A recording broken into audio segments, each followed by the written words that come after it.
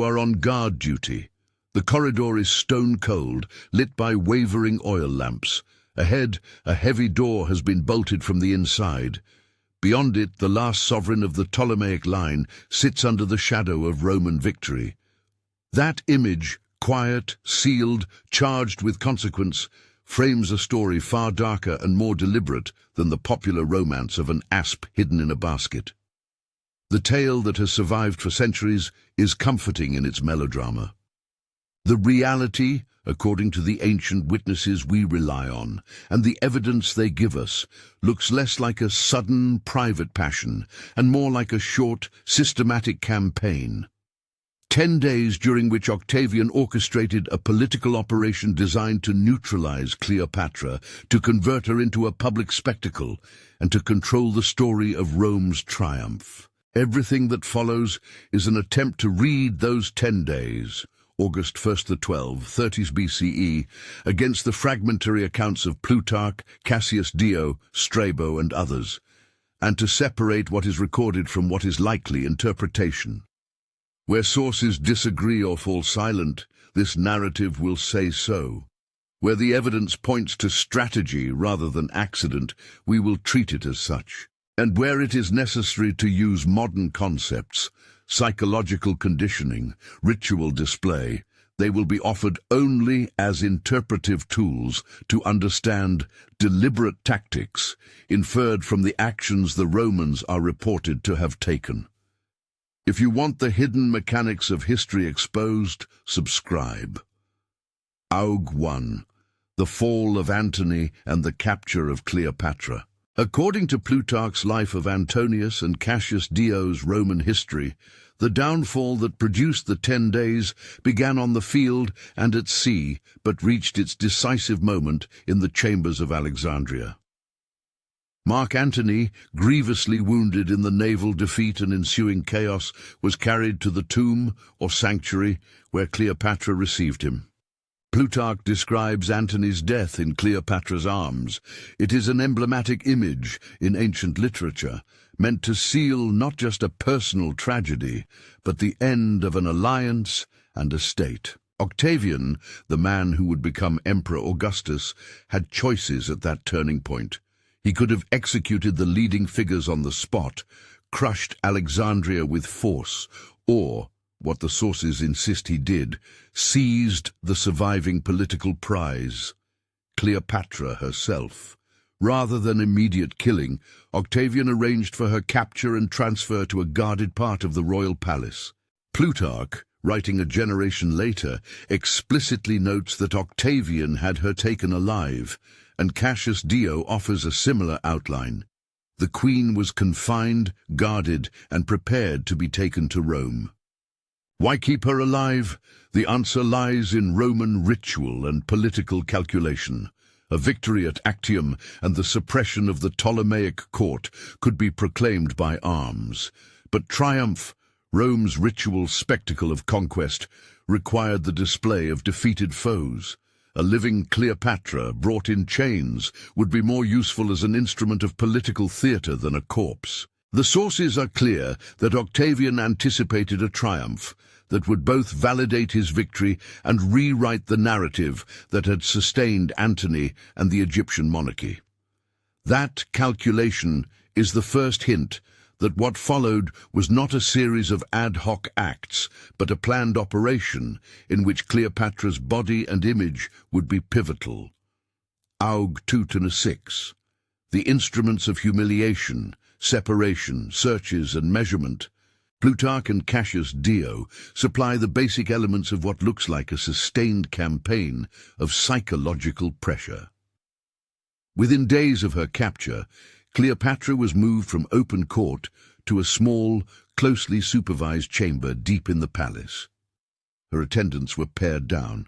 The names that survive, Charmian and Iris among them, appear in the narratives as loyal handmaidens, but the accounts also indicate a systematic separation of her household from the queen's private space. Guards conducted searches. Weapons and possible means of escape were removed. Windows and exits were controlled. Plutarch reports repeated intrusions into the queen's privacy. Cassius Dio records envoys sent with messages and orders. These are not incidental acts of security, they are the mechanics of containment. At the same time, ancient chroniclers describe something even more striking: measurements. Plutarch and later compilers record that Octavian's men measured Cleopatra and her surroundings as if preparing a statue or a piece of furniture for transport and exhibition. Architects or officials are said to have recorded the dimensions of her person, her couch, her ornaments, details needed, it seems, to stage a display in Rome. Whether every specific measurement reported in later sources is literal is uncertain. Transmission of such anecdotes often invites exaggeration. Yet taken together, these reports present an organized preparation for a public spectacle. The captured queen reduced to quantifiable objects to be catalogued for imperial display. This process included the most effective tool of political coercion in antiquity: the removal and manipulation of family ties. The sources describe the separation of Cleopatra's children from her care and their use as bargaining chips. Envoys.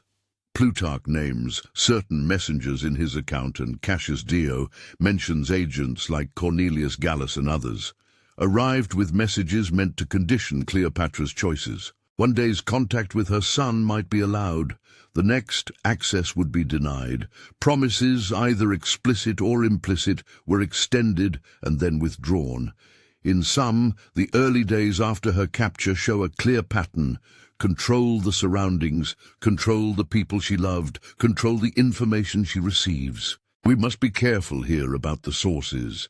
Plutarch is an invaluable narrative guide, but sometimes blends report with moralizing. Cassius Dio, writing later and using other sources, provides complementary detail, but also interpolates. Strabo, the geographer who had a skeptical eye for rumor, at times doubts the more sensational reports emanating from Roman storytellers. Historians today treat these accounts critically. The pattern of confinement and preparation is well supported as an intention on Octavian's part, but the exact catalogue of measurements and the daily itinerary of guards reflect a narrative interest as much as archival record. Auge 7/10, pressure, staging, and the creation of an impossible choice. In the middle segment of those 10 days, the tactics shift from physical containment to what modern readers might call psychological operations.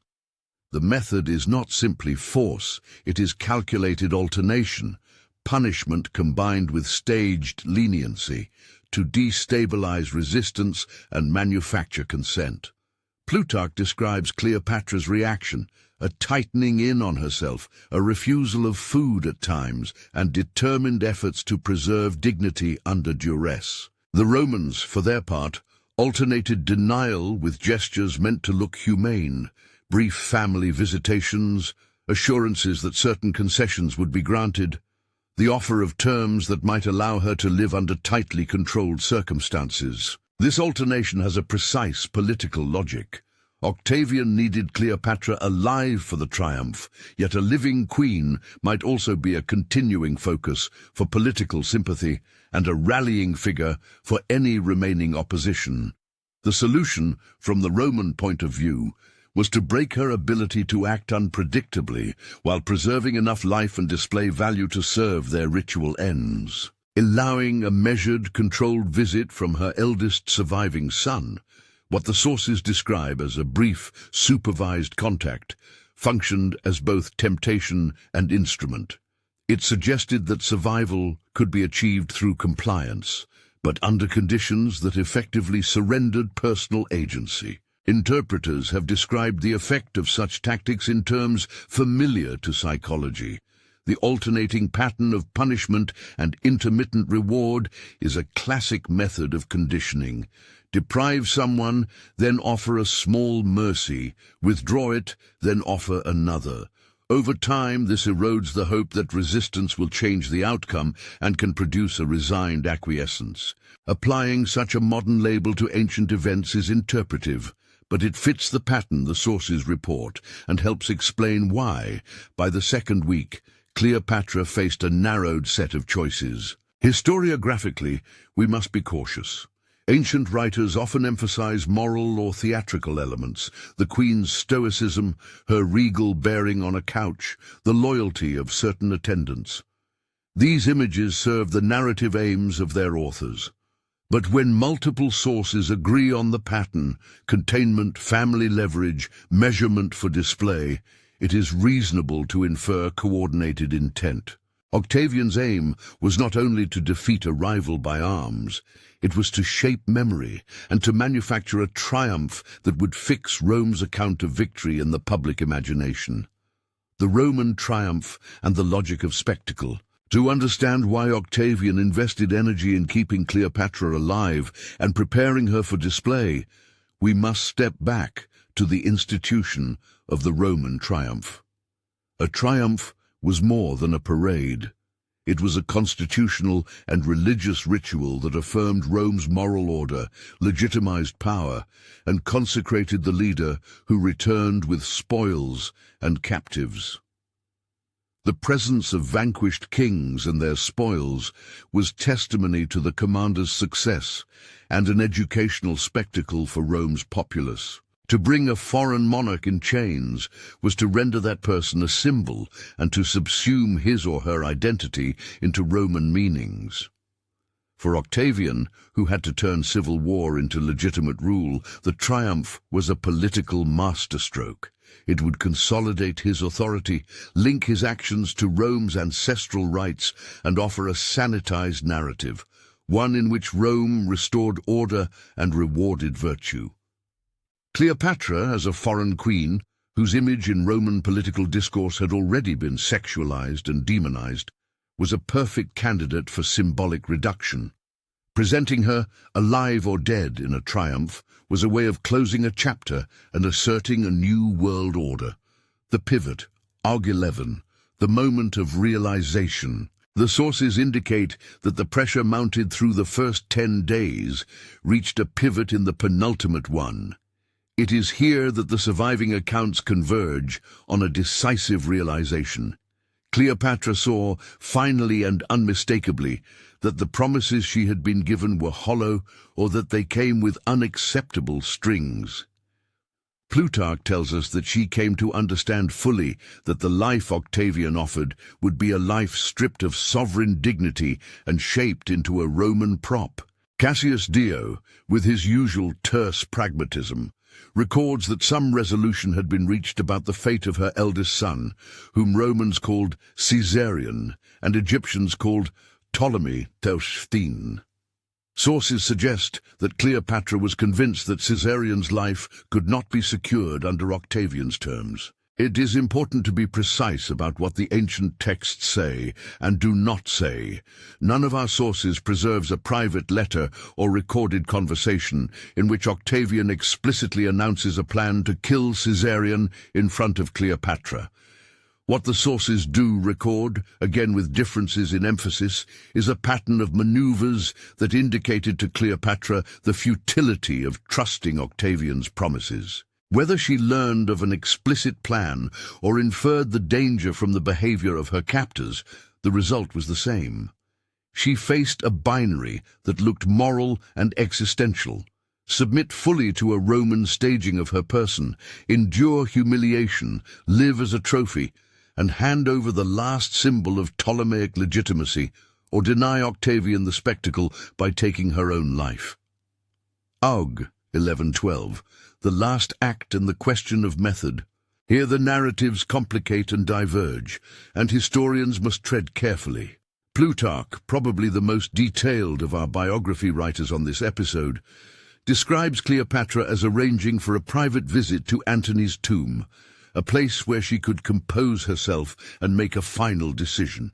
Plutarch then relates the famous story that she died by means of a venomous serpent, often rendered in later retellings as the asp slipping up a basket of figs. Cassius Dio gives a similar but not identical account, adding variations in timing and detail. Other ancient writers either repeat the story or offer alternative conjectures. Strabo, for one, is more guarded and skeptical about some of the more picturesque elements in the tale. Modern scholarship raises practical objections to the literal ASP narrative. Snakes are notoriously unreliable instruments. Their venom produces variable symptoms and does not guarantee a quick or private death. Moreover, getting a venomous animal past Roman guards in a tightly monitored environment is logistically challenging. For these and other reasons, many historians consider it likely that some form of poison, a concealed toxic agent, was involved, or that the snake story was symbolic, a later literary flourish that fit existing tropes about the exotic East and its seductive peril.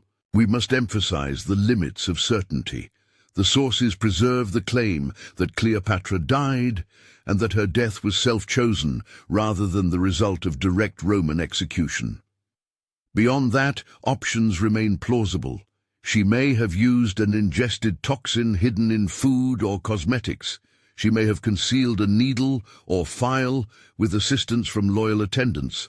She may indeed have had a snake brought to her as a dramatic instrument. Each hypothesis draws on circumstantial considerations: the need for speed and privacy, the availability of poisons in the ancient world, and the role that symbolic gestures played in Cleopatra's public persona. The snake story, while vivid, should be treated as a narrative motif with uncertain factual basis. Plutarch himself, while reporting the scene, is also shaping a moral reading. Cleopatra died like a queen, the story suggests, so that the event serves interpretive ends, a deliberate act of refusal. Regardless of method, the ancient testimonies converge on a key interpretive point. Cleopatra's death was an act designed to deny Octavian his full spectacle. Plutarch stresses her dignity in death, dressed and placed on a couch attended by handmaidens. Cassius Dio concurs that her attendants were found dead or dying at her side. Whether these women killed themselves to follow their mistress, were put to death, or died under other circumstances is a matter of dispute among sources. The image the Romans covered in the historical record is intentional. Cleopatra appears, at death, as a sovereign figure rather than a captured animal. By choosing death on her own terms, she refused, the accounts suggest, the transformation Octavian intended. This interpretation is sensitive to the constraints and dangers of romanticization. To call her decision an act of agency is not to sanitize the desperation involved. The psychological and political pressures she faced were real and coercive. The choice to die was constrained and shaped by the surrounding power structures.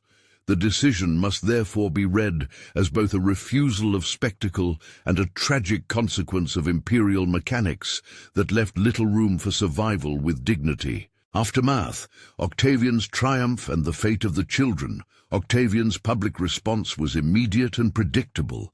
He staged his triumph in Rome and presented the conquered world as a series of trophies and symbols reinforcing his authority.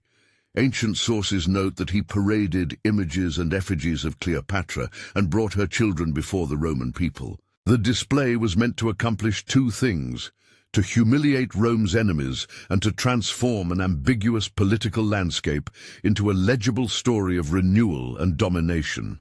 The fate of Cleopatra's offspring illustrates the uneasy blend of brutality and utility in Roman Empire building. Caesarion, the son long claimed by Cleopatra as Julius Caesar's child, presented a direct dynastic threat to Octavian's future. Sources suggest that he was killed shortly after the fall of Alexandria. Cassius Dio, among others, reports this outcome. The younger children, Cleopatra Selene, Alexander Helios, and Ptolemy Philadelphus, survived to be brought to Rome. Plutarch and later accounts describe their appearance in the triumph and their subsequent placement under Roman guardianship. Cleopatra Selene, history shows, later became the wife of Juba II and a client queen, while Ptolemy Philadelphus's fate is less clearly documented. In short, Octavian eliminated or neutralized dynastic rivals and absorbed surviving children into Roman networks of patronage, a pattern consistent with the broader Roman strategy of converting foreign ruling families into instruments of Roman order. The making of a myth, eroticization and simplification. Octavian's triumph and the Roman literary tradition that followed smoothed and simplified Cleopatra's complex identity. Where she had been a shrewd ruler, an administrator, a Hellenistic monarch, and a woman fluent in multiple languages and political codes, Roman propaganda had an interest in reducing her to a single figure, the exotic seductress who undid Roman men. That construction served the political purpose of moralizing Octavian's victory and discrediting Antony's political choices. Plutarch and later Roman writers, many of them Roman male elites, reproduced and amplified this image. This process of simplification is one of the dark secrets the title promises to uncover. Cleopatra's public caricature, sexualized, foreign, morally suspect, was not the accident of centuries, but the deliberate fruit of political storytelling. Roman narratives emphasized certain traits because they supported the victor's account. The triumph, the rhetorics of Roman historians, and the art and coinage of the imperial age all contributed to a durable legend that obscured political nuance and personal complexity, interpreting agency, victory, defeat, or both. How should a modern audience read Cleopatra's final act? Was it a triumph in miniature, an assertion of the last vestiges of sovereignty, or a tragic surrender that allowed Octavian to reframe the entire episode? The answer is not pure either-or. On one level, her death denied Octavian the spectacle of her paraded body and the moral closure he sought in presenting her as a living trophy. In that sense, it was a refusal that preserved an image of regal autonomy. On another level, her death did not halt the Roman narrative. Octavian's triumph proceeded, Caesarion was killed, and the Ptolemaic dynasty ended. The symbolic power of Cleopatra persisted, but in forms largely defined by Roman memory. This duality is central to the broader lesson of these 10 days. Power in antiquity, like power today, worked not only through force, but through the production of stories. Control the image, and you control how events are remembered. Octavian's team measured, catalogued, and prepared Cleopatra for a particular narrative. Cleopatra's last choice imposed a counter-narrative, but it came at the cost of her life and the independence of her realm. Both outcomes illustrate the mechanics of domination. Physical coercion combined with cultural scripting, sources and limits, where the evidence ends.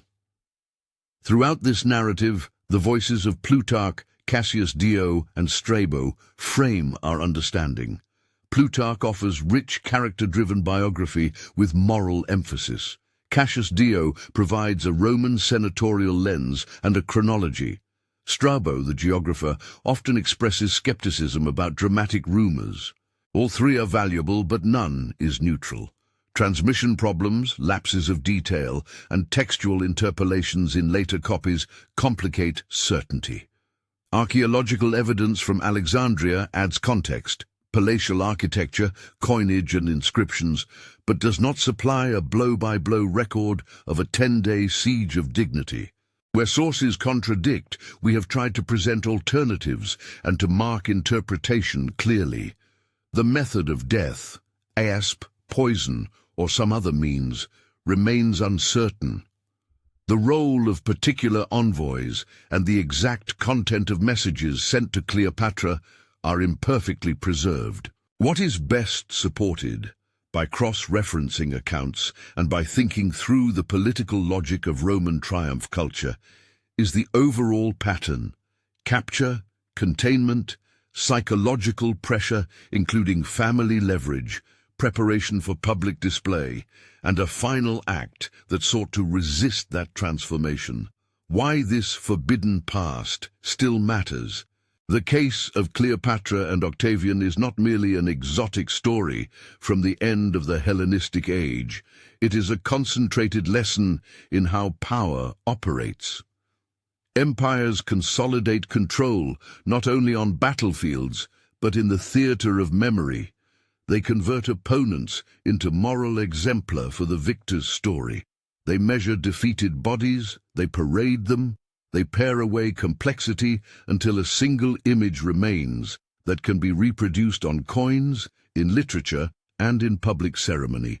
Cleopatra's life and her death show how private dignity and political utility can collide, and how the stronger party in that clash usually writes the afterlife of events. The ethical contours are ambiguous.